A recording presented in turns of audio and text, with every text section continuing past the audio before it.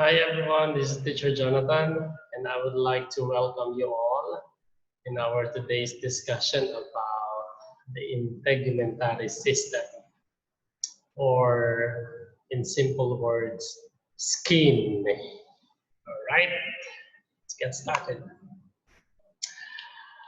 The integumentary system actually, or the integument as an organ, is basically composed of the skin, the hair, the nails, and the different organs. Those are the integumentary system.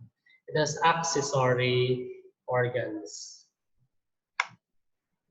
So let's talk about the integument or the skin. It's the largest system or the largest organ of the body. It comprises 16% of the body weight, around 1.5 to 2 square meter in area.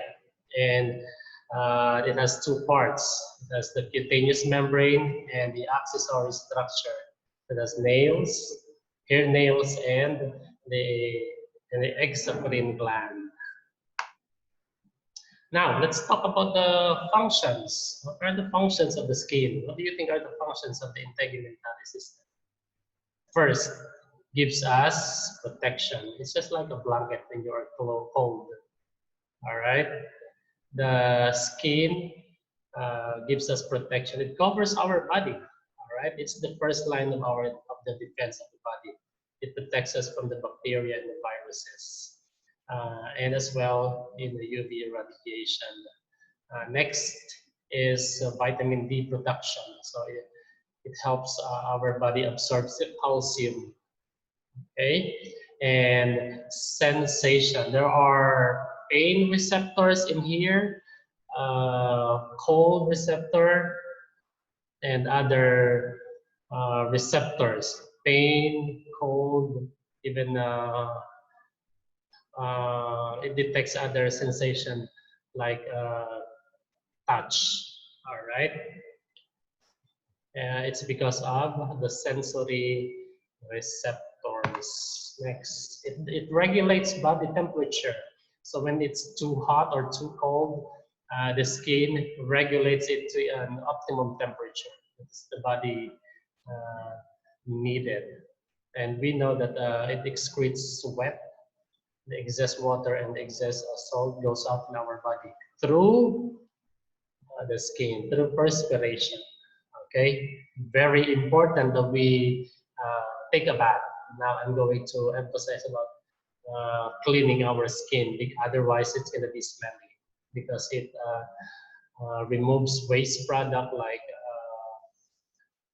sweat and the excess salt and water through excretion or perspiration.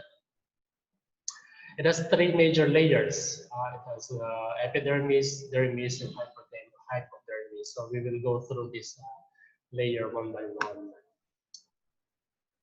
The basic anatomy of the skin. Take a look at this. This is the epidermis, the superficial layer. Okay, the dermis is the middle. Hypodermis or subcutaneous layer is the deep layer. Okay, so this is where the fats are embedded. The dermis has even the muscle. One of the smallest muscles is in here. Okay, the sensory receptors are here. Even the sweat glands are here. Moving on, let's talk about the epidermis. This actually is a vascular stratified squamous epithelium. What's that mean? Don't worry about that. Okay, you're going to study this in your upper biology class. All right. The most important thing is that nutrients and oxygen diffuse from capillaries in the dermis, and that's the reason why you have to put lotion into your skin. It's because through the process called diffusion, our skin receives nourishment, so it will not get dry. Okay, very basic. Again, another structure of the epidermis. So these are the epidermis, and it has several layers. Let's talk about that. It has thin skin, thick skin that covers our body. So where do you find the thin skin? Where do you find the thick skin? talk about that. It has 5 layers. You call it strata. Okay, 5 layers. What are those? Stratum basale, stratum spinosum, stratum granulosum, stratum lucidum, stratum corneum. The stratum basale is the deep layer. Stratum corneum is the skin, the dead skin that you can see in the mirror. All right. So deep, superficial.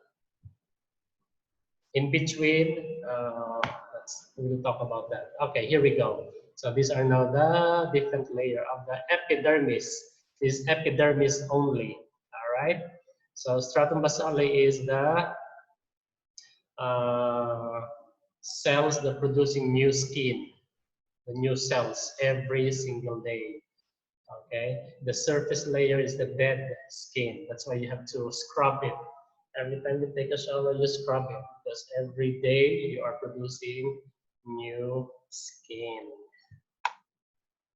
Stratum basale, or it has the germinative cells or the basal cells that produces new skin. Okay, and it forms also fingerprint. This is the outer. It produces fingerprints. Okay, stratum spinosum is the spiny layer. Okay, so these are all the stratum granulosum is the grainy layer. It has the keratin or keratohyalin. Keratin is the protein that produces the what? The hairs in the nail. How about the skin? What kind of protein? We call it melanin. Melanins are for the skin. Keratins are for the hair and the nail. Okay. Stratum lucidum. This is what I'm talking about. The stratum lucidum, or the clear layer. This is only found in your thick skin. So most likely they are present in the skin of your palm, the skin of your feet, because there you need a lot of thick skin. All right. Stratum corneum is the skin that you can see outside, the superficial layer. And it's very important. Again, you have to scrub. When you are taking a shower, you have to scrub it, and so that the dead skin will flake off. We call it flaking off of the dead skin, right? Again, going back to stratum lucidum, your face, your lips doesn't have the stratum lucidum because these are only for the thick skin. Okay, most likely. Dermis. All right, so where are we now? Here in the middle layer, where you can see the hair root, some capillaries in it. There are presence of sensory receptors. Heat, pain, touch receptors are all in here. Even the sweat glands are here. Okay. Here we go. Dermis. Okay, it has papillary layer and reticular layer. I'm not going to talk about maybe I'm going to talk about dermatitis in our health lesson. So we'll leave it right there. Dermis, once again, is right here. So this is the dermis layer. Let's talk about the hypodermis, or the subcutaneous layer. This is where the fats are lying, or around. You will notice that the male and the female is somewhat different in the skin. You will notice that the girl's skin is a bit softer. Okay. It's because of the presence of the subcutaneous layer, especially the subcutaneous fats underlying that layer. So in our boys' skin, it's a bit firm. It's because very little fats in it. Unlike for girls, they have a lot of adipose tissue. We call it adipose tissue, or simply called the fat cells. If you could see the yellow layer right here, these are all adipose tissue, and they are present in the hypodermis, or you call it the subcutaneous layer. Okay, so thank you so much for watching this video. I hope you find this useful. I would like to thank you all for watching, and I'll see you again in our future videos. Bye.